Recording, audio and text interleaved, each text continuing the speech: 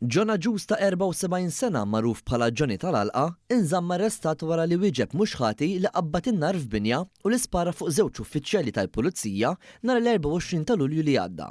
U tressaq il-qorti ħadd filgħodu quddiem il-Maġistrat Ġanella Caruana Busuttil. Fil-qorti, intqal kif il-ġimgħa għal ħabta tal-10 ta' filgħodu, il-Pulizija ġiet informata li kien għadu kemm seħħ ħruq illegali u li kien hemm bżonn l-assistenza tagħhom u tal-protezzjoni ċivili biex in-nar jiġi kontrollat. Skont l-ispettur Stephen Gulija, il-ħaddiema li kienu qed jiksu ħajt li jmiss mal-bitħa tal-imputat informaw lill-Pulizija li n-nar tqabbad mill-istess imputat li wara ġie magħruf li hu John Agius. U allegatament u għal diversi drabi kienet jeddidhom minħabba x-xogħol li kienu qegħdin jagħmlu. Il-ħaddiema qalu wkoll li raw lil George Agius iġib il-fuel minn pompa tal-petrol fil-qrib. Il-prosekuzzjoni qalet li l-ħaddiema kienu f'qagħda ta' tensjoni minħabba l-allegat teddid u l-aċċident li kien għadu kemm seħħ. Il-Pulizija ġiet informata li John Agius kien għadu fir-residenza u dan qajjem tħassib partikolari minħabba li n-nar ma setax jintlaħaq mill-protezzjoni ċivili. Aktar minn hekk, Agius kellu diversi armi tan-nar irreġistrati f'ismu, fosthom 4 shotguns u 2 pistoli. Il-Pulizija pruvat tikkuntattjah diversi drabi u ħabtet fuq ir-residenza blan li tiżgura li ma jkunx f'periklu u li tiġi s-salvagwardja ta' ħajtu. Intant, il-Pulizija provat ukoll tikkuntattja lil George Agius fir-residenza tiegħu, iżda dan ma kienx preżenti.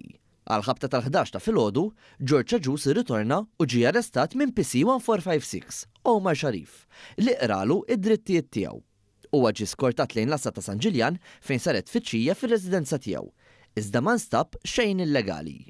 Sa dan it-tant, il-Pulizija baqgħet tipprova tagħmel kuntatt ma' Agius. Fejn minnhom, il-Pulizija lemħet lil John Agius minn bib tal-ħadid li kienet jżomm f'Idiferru.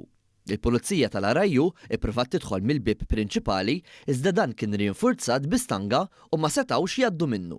Meta l-Pulizija daħlet mill-entratura tal-bib tal-ħadid, allegatament ġie sparat l-ewwel tir minn fuq il-bejt fid-direzzjoni tal-uffiċjali tal-Pulizija.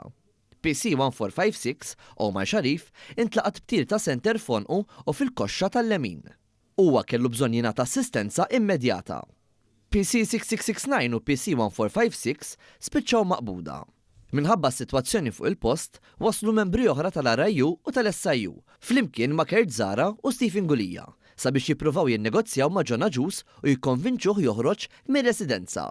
Madankollu, minħabba tħassib dejjem jikber dwar il-kundizzjoni ta' PC 1456, il-Pulizija kellha urġenza biex toħroġ l-uffiċjal mill-post fejn kien jinsab. F'dak il-mument, il-membri tal-SIU daħlu mill-istess entratura. Hekk kif daħlu, allegatament ingħata t-tieni tir. It-tir laqat ix-xild li kienet qed tintuża mill-Pulizija u bl-istess tir intlaqat PC 834, Johan Vella.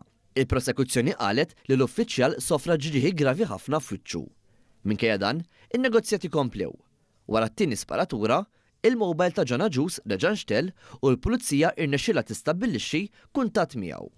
Wara li l-Pulizija ħarġet mir-residenza u ntemmu n-negozjati, John Agius ħareġ mill-bini bidejh il fuq u ġie arrestat mis-Surġent Gary Sherry, Kurt Zara u Stephen Gulija. Agius ġie informat bid-drittijiet tiegħu u ġie eżaminat minn tim mediku qabel ma ġie skortat lejn l-Assa ta' San Ġiljan. Minn hemm huwa ttieħed lejn id-depow tal-Pulizija. U qed jinżamm arrestat fil-faċilità korrettiva ta' Kordin.